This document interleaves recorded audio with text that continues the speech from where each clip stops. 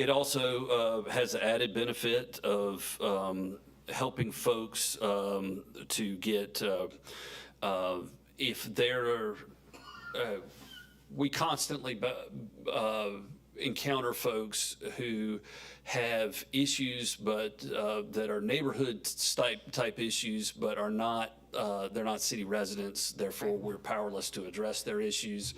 And so often an added benefit of this approach is it will allow us to refer them to the right local government if they have a direct service need that's not in your purview.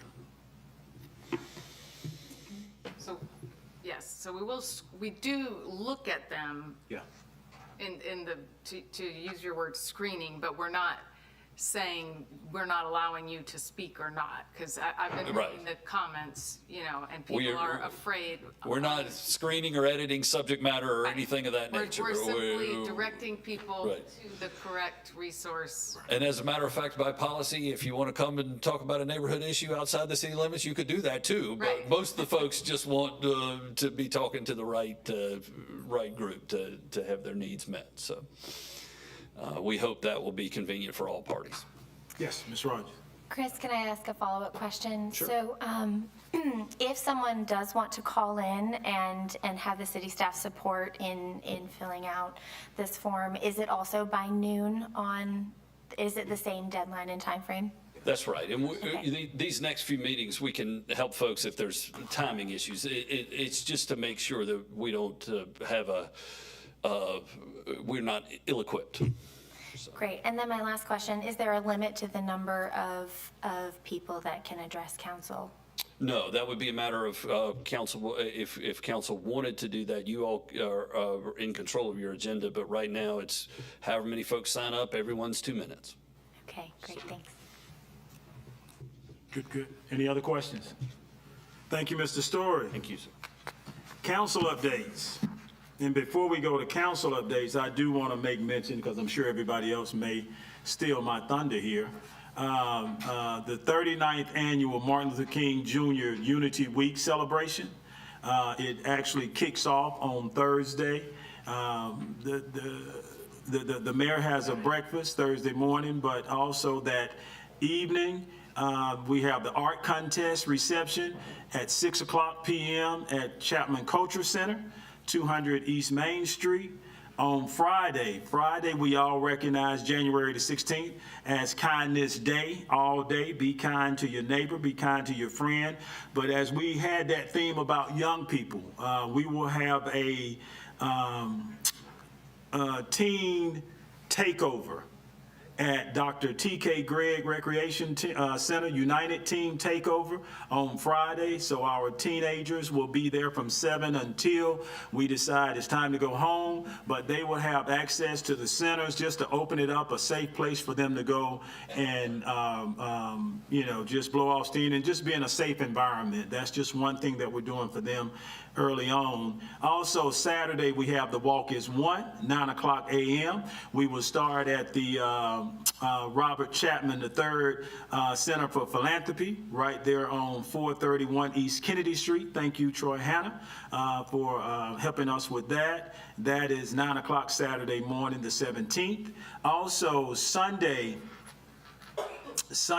January the 19th, community celebration, 3:00. We have a dynamic speaker at Spartanburg Memorial Auditorium, dynamic keynote speaker, Dr. Adolph Brown. If you have not heard him, please come out. Dynamic young man, really bringing some energy. And again, he will have some focus for our young people, and some of the young folks that participate in the teen night will actually get an opportunity to meet with him prior to his speech. And also on Monday, United Way Day of Service, a day on, not a day off. We all would ask you to go out to volunteer. Take the example from the Deltas in the back, where they are always doing community service. I'm sure they will be out somewhere with a day on and not a day off, as we all will be as well, sitting here in this on this dais. So With that being said, council updates. We're going to start down here with Member Rogers. Great, thank you. Good evening, Happy New Year, everyone. I want to congratulate Mr. Mayor, Councilmember Fulmer, Councilmember Sally, and Councilmember Brown when she returns. A couple things that I have on my mind this evening. First of all, I hope everyone's taking care of themselves to stay healthy, caring for their loved ones this time of year. The next thing I wanted to bring up was I had an opportunity to speak to several community members about the Spartanburg pilot over the holiday. I know the city is amplifying the information, but there's still members of our community that haven't seen that. So please talk about Spartanburg. Please grab a friend, hop on, try it. These particular community members were very excited about the opportunity to save on gas and just come back and forth with the city. So was happy to share that information. And then I think that lastly, I would like to just thank Ms. Wright for the courage to come and speak to us. The River Birch Trail is very much in my district, and I personally care about all of our trails and the ability for us to walk together. I want to acknowledge and thank the city staff. I did hear about this incident earlier today. The city and the police department were immediately meeting and connecting, and I have not been able to get a full update, but I just want to acknowledge the responsiveness of our staff. I also want to acknowledge the Good Samaritan nature. Ms. Wright talked about several community members on the trail and a woman that helped her. I think that, we live in a community where we care about one another. We want these resources. Trails are such a beautiful way not only to be out in nature and exercise, but also interact with the people that we care about and that live nearby. So please, let's continue this support of one another. It is our responsibility not only to take care of ourselves and make sure that we're being safe on the trail, but to care for those around us. Human being, child, pet, however we share this space in the community, it's our responsibility too. And I just want to also acknowledge PAL. PAL does have resources on their website as well as their social media on good tips and things, even to wear layers as you walk down the trail and stay warm, but also for safety. One of those being that if you do call 911 on the trail, 911 operators are able to pinpoint your location based on different pins and markers that PAL and the city have collaborated with, and you may not be able to see it as a walker, but those support systems exist, and it was something that I found very important as I was walking on trails with my young children when the trails first started. So please, let's take care of each other. Let's support and do our part in making sure our communities are safe and continue to work with our police department and our city staff. Thanks. Thank you. Councilwoman Smith. Yes, Happy New Year, everyone. The mayor has already addressed that Councilwoman Brown is not here. She had a surgery, but she sent some words that I'm going to read for all of you. I know she's watching, so hey, Erica. She says that she misses being here with us tonight. Congratulations to the mayor and to my fellow council members. Thank you all for her well wishes. She's listening, I'm listening, she's listening to all of the doctor's orders and doing her best to get back to her regular routine. And she looks forward to the work ahead in 2026. So I'm hopeful that she'll be back with us in 2 weeks and she can have her swearing in ceremony as well. But I share her congratulations to you all and look forward to what's ahead as well. Thank you for your words about our young people. As an educator myself, that's also a focus of mine. I had the privilege of spending the morning with Jesselyn's class from Wofford. So Chris's wife works at Wofford, and she had a group of young people over in my office today, and we talked about community and supporting each other and how when one individual wins, so to say, in the game of life than we all do. And what we want for ourselves is what we should want for everyone in our community. And we had just a great conversation, especially with this one young man from Tennessee, who's a freshman here at Wofford. And he shared how just government right now is putting a bad taste in his mouth, and what he's seeing at a larger level is making him really question being involved in his community, and how can he really trust what is real and what is genuine.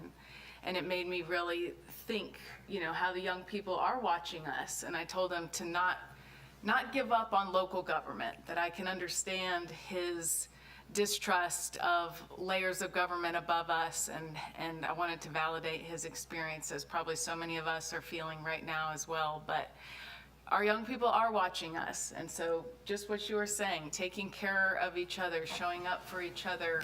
We're going to hear this next week a lot about Martin Luther King Jr.'s beloved community, and that's not something that we can walk into on our own, but it's something that we have to create.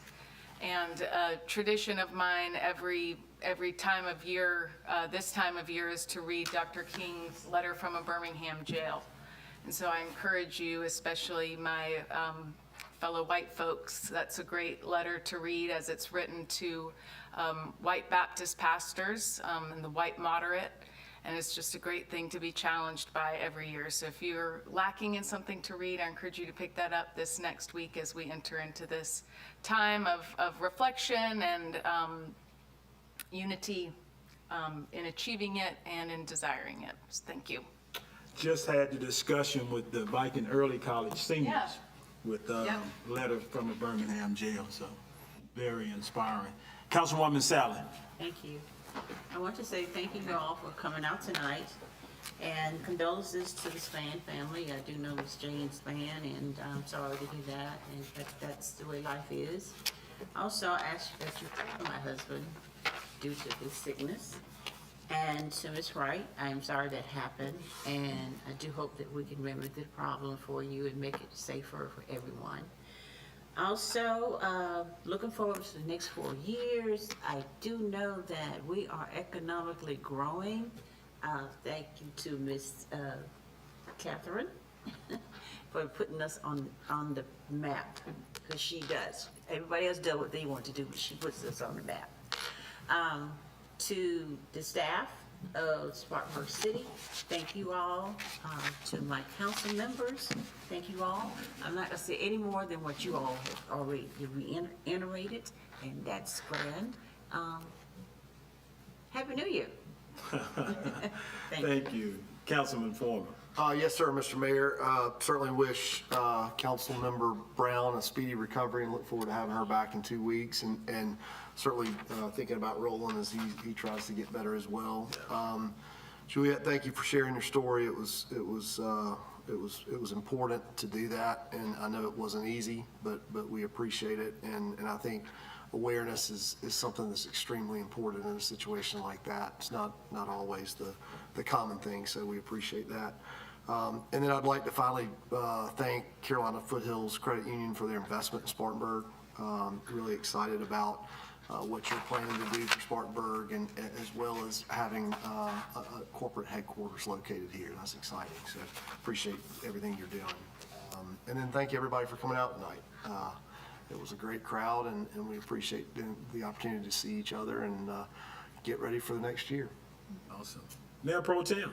Yes, Mayor, first of all, I want to thank you all for your confidence and your vote.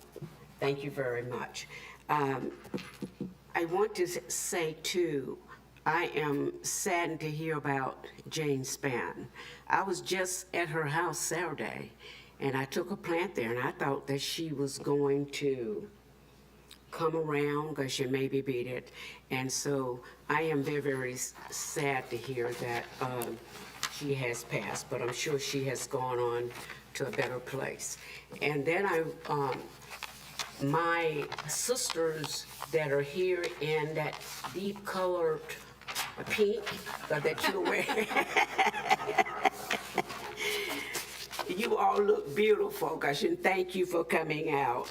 And in C.C. Woodson on Saturday, about 100 young men were there, and I want to thank the city of Spartanburg, the police department, and everybody that took part of that.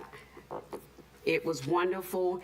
I was excited to see so many young men there, and I hope that these young men will go on to do something good, and they will come off the street, the ones that are on the street, that they will come out and continue doing something good and positive in the community. I want to congratulate, and I think I congratulated you already on your reappointment there. And police presence, because this is the last thing that I'm going to say. I know that we have a lot of technology up there, and we can see everything in Spartanburg, and you all, they can see everything in Spartanburg. I mean, from that building up there, they can sit and see you when you even walk outside your door, because they can see that, and that's a great thing. However, I don't think that technology can completely replace boots on the ground. And with all of the crime that's taking place in the city of Spartanburg, and I am saddened by it, because the majority of the crime that is taking place is done by people that don't even live in the city.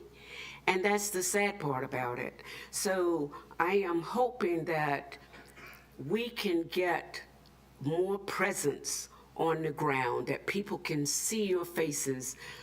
That makes a difference. Even a car going through the neighborhood and they can see you out there, but that makes a difference. Thank you, Mayor.